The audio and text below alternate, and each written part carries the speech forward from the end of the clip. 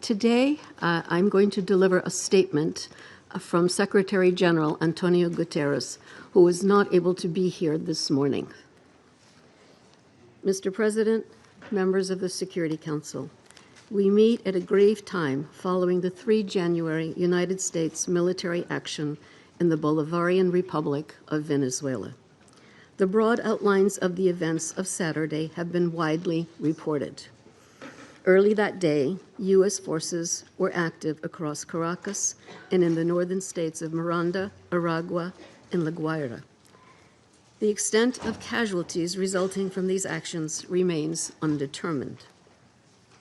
In a statement on social media on Saturday, President Donald Trump announced the conduct of a, I quote, large-scale strike against Venezuela and its leader, President Nicolas Maduro, end quote. During a press conference on Saturday, President Trump stated, and I quote again, "We are going to run the country until such time that we can do a safe, proper, and judicious transition," end quote.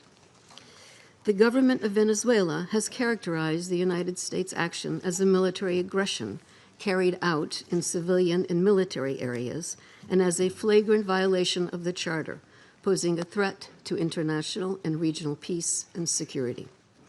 As we speak, President Maduro is being held in New York, accused by U.S. authorities, along with his wife, Celia Flores, of serious criminal offenses.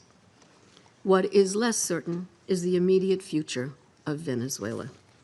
I am deeply concerned about the possible intensification of the instability in the country, the potential impact on the region, and the precedent it may set for how relations between and among states are conducted.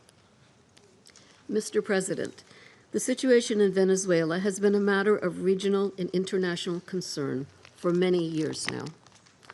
Attention on the country only grew following the contested presidential elections in July 2024. The panel of electoral experts I appointed at the Venezuelan government's request to accompany the elections highlighted serious issues. We have consistently called for the full transparency and the complete publication of the results of the elections. As reported to the Council on 23 December, the Office of the High Commissioner for Human Rights has cataloged serious violations. On 3 January, Venezuelan interim President Delcy Rodriguez invoked an emergency decree throughout the national territory, extending additional security powers to the government.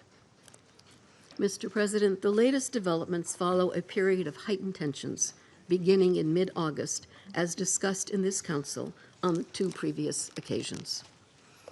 I have consistently stressed the imperative of full respect by all for international law, including the Charter of the United Nations, which provides the foundation for the maintenance of international peace and security. I remain deeply concerned that rules of international law have not been respected with regard to the 3 January military action. The Charter enshrines the prohibition of the threat or use of force against the territorial integrity or political independence of any state.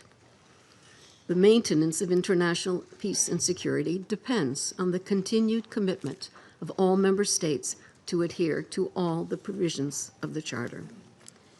Mr. President, Venezuela has experienced decades of internal instability and social and economic turmoil.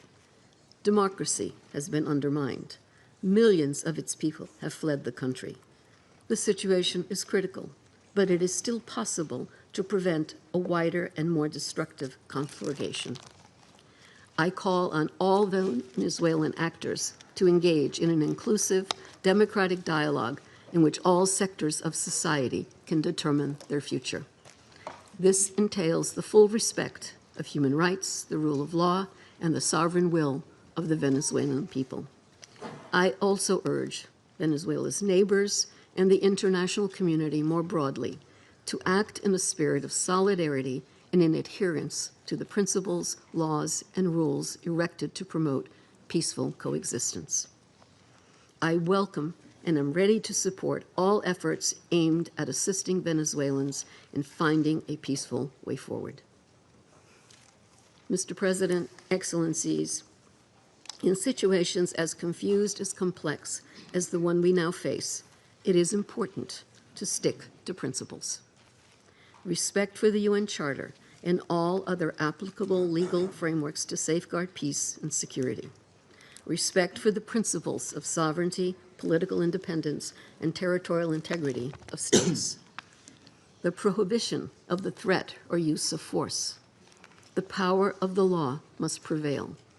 International law contains tools to address issues such as illicit traffic in narcotics, disputes about resources, and human rights concerns. This is the route we need to take. Thank you, Mr. President.